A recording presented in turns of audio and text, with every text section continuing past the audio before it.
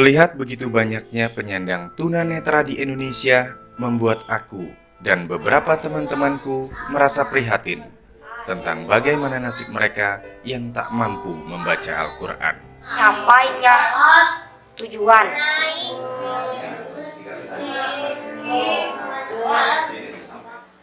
Namaku Entang.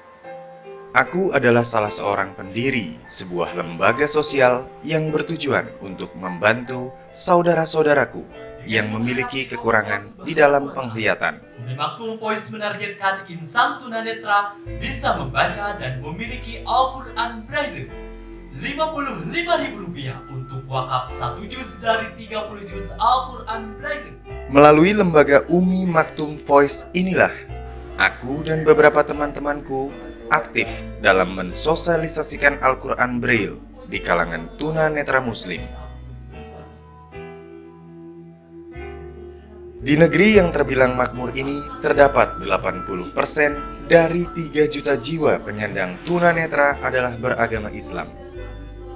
Itulah yang membuatku ingin terus memperbanyak penciptaan Al-Quran yang mampu dibaca oleh saudara-saudaraku yang lainnya.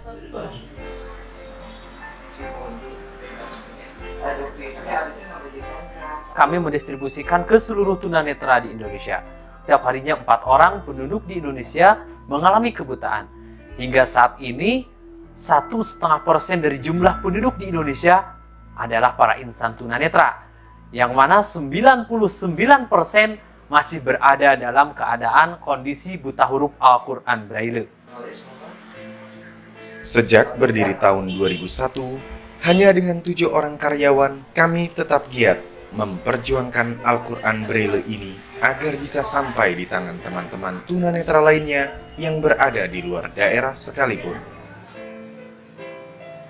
Terkadang, aku bangga melihat perjuangan Sakidi. Ia adalah salah satu dari orang yang sangat memperdulikan kepentingan para saudaranya sesama penyandang tunanetra.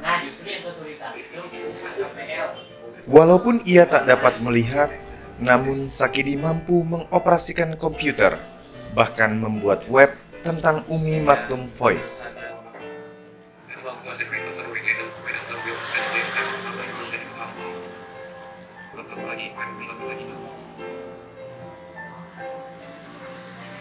Bicara tentang Al-Quran Braille, tak lepas dari jasa seorang kakek berusia 80 tahun. Namanya Pak Abdullah. Beliaulah orang yang membuat plat besi atau cetakan Al-Quran Braille. Lembar demi lembar dikerjakannya hingga menghabiskan waktu 2,5 tahun guna membuat cetakan plat Al-Quran sebanyak 30 juz. Mudah-mudahan saya hanya mengetik Al-Quran, tidak terpikir apa-apa ya, tidak terpikir ini untuk masa depan ini ya. Tapi lama-lama saya akan ingat bahwa Al-Quran itu adalah kalam Allah. Ya, wajib kita baca untuk orang yang normal. Kemudian apa salahnya saya mencetak Al-Quran itu untuk para tunanetra? Dari 2,4 juta penyandang tunanetra Muslim, Al-Quran Braille yang tersedia serta tersebar di seluruh Indonesia barulah mencapai 20.000 set. Tentu saja angka yang masih sangat jauh dari jumlah yang dibutuhkan. Beruntung ada sosok seorang Ahmad Hidayat. Darinyalah aku mendapat bantuan untuk memperbanyak Al-Quran ini.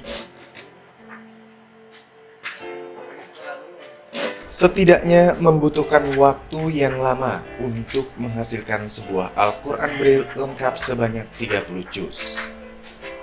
Kami biasanya menghabiskan sekitar 3 bulan. Para pemesan sebenarnya sering bertanya kepadaku mengenai proses pencetakan yang memakan waktu cukup lama ini. Kan tak sedikit dari mereka yang terkejut dengan berat Al-Quran Braille yang mencapai 25 kg. Kita sebenarnya mempunyai harapan gitu ya,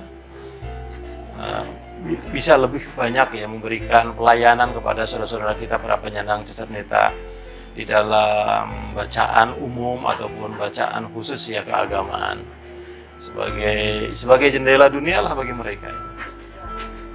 Kebanyakan orang di luar sana mungkin belum memahami bahwa Al-Quran yang kami pakai berbeda dengan Al-Quran pada umumnya.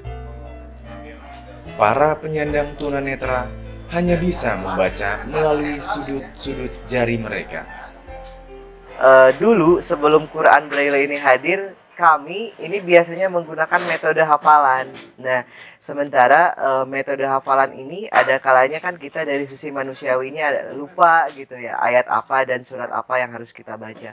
Tetapi dengan hadirnya Al-Quran Braille ini, yang tadinya kita lupa, kita bisa ingat kembali dengan membukanya, dengan membacanya.